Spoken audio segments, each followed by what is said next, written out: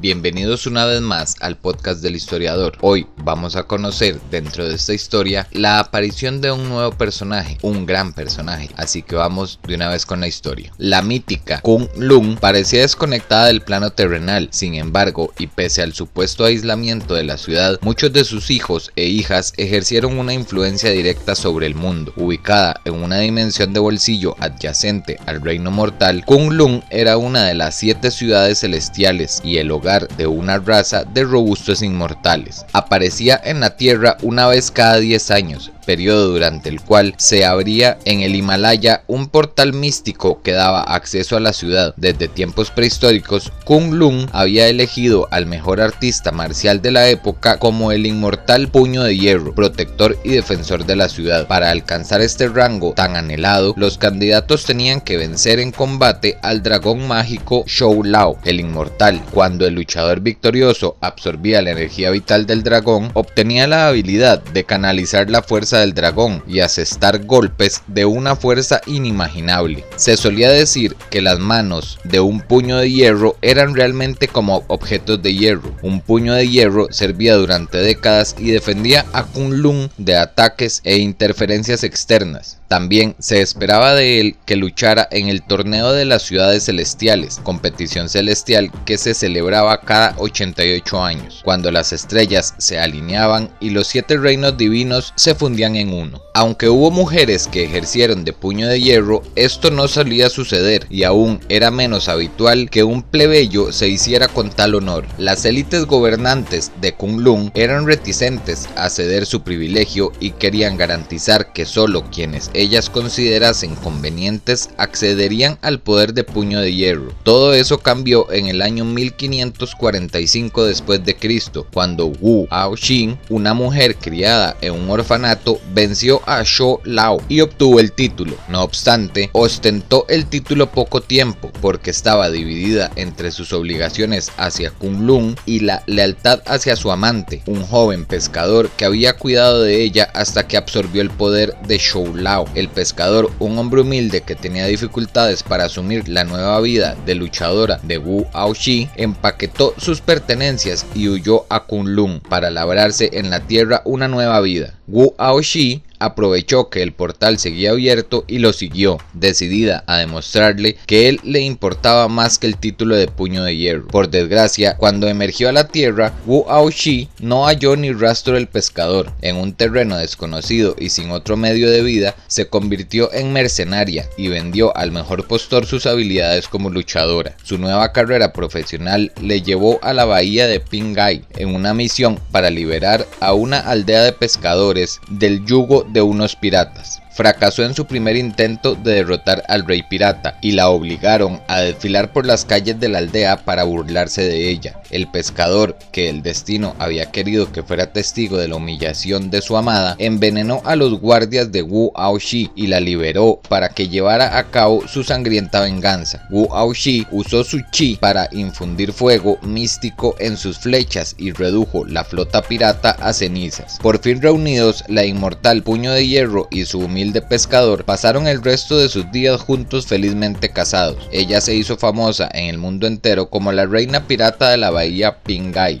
Siglos después de que Wu Aoxi escapara de Kunlun para labrarse su destino, otro puño de hierro siguió sus pasos. Orson Randall nació poco después de que el avión experimental de sus padres se estrellara en Kunlun durante la manifestación de la ciudad en los últimos años del siglo XIX. El niño fue adoptado como miembro de la ciudad, se entrenó en las artes marciales y acabó sirviendo como puño de hierro. Cuando estalló la Primera Guerra Mundial, Orson dejó su hogar místico para luchar por los aliados junto a otros aventureros como Union Jack y el Águila Fantasma, hasta que la guerra terminó y Orson fue llamado de vuelta a Kunlun. Sin embargo, la masacre de la que había sido testigo en Europa lo había cambiado y la mera idea de la violencia le daba náuseas. Se negó a participar en el Torneo de las Ciudades Celestiales y en un intento de escapar a su deber provocó la muerte de uno de sus rivales en la competición. Perseguido por las fuerzas de los reinos celestiales, Orson regresó a la Tierra, convertido en un puño de hierro eternamente atormentado por su pasado. Mientras vagaba sin rumbo fijo, adoptó a un huérfano a quien llamó Wendell Rand. Ahora tenía un nuevo propósito y enseñó al joven Wendell todo lo que sabía acerca de las artes marciales.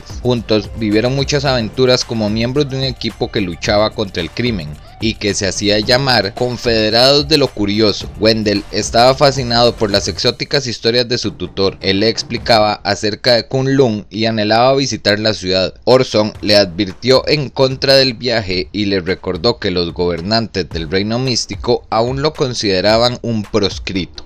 Tras una discusión especialmente intensa, Wendell abandonó a Orson, dedujo el momento de la próxima aparición de Kunlun en la Tierra, viajó al Himalaya y entró en la ciudad. Allí mantuvo su relación con Orson en secreto y anunció su intención de convertirse en el próximo puño de hierro. Se estrenó junto a otros aspirantes e impresionó a sus tutores con su gran habilidad en combate. Sin embargo, cuando llegó el momento de enfrentarse a Shun Lao, el inmortal, se asustó y huyó de la ciudad humillado. Años después, Wendell intentó volver a Kunlun junto a su esposa Heather y su hijo de 9 años Danny. El viaje fue catastrófico y Wendell y Heather murieron mientras buscaban en vano la ciudad entre las montañas nevadas. No obstante, Danny sobrevivió y fue acogido por los habitantes de Kunlun. Siguió los pasos de Wendell y se estrenó con ferocidad para enfrentarse a Shun Lao. A diferencia de su padre, luchó y venció, absorbió el chi del dragón y se convirtió así en el último extranjero en servir como el inmortal puño de hierro de Kunlun.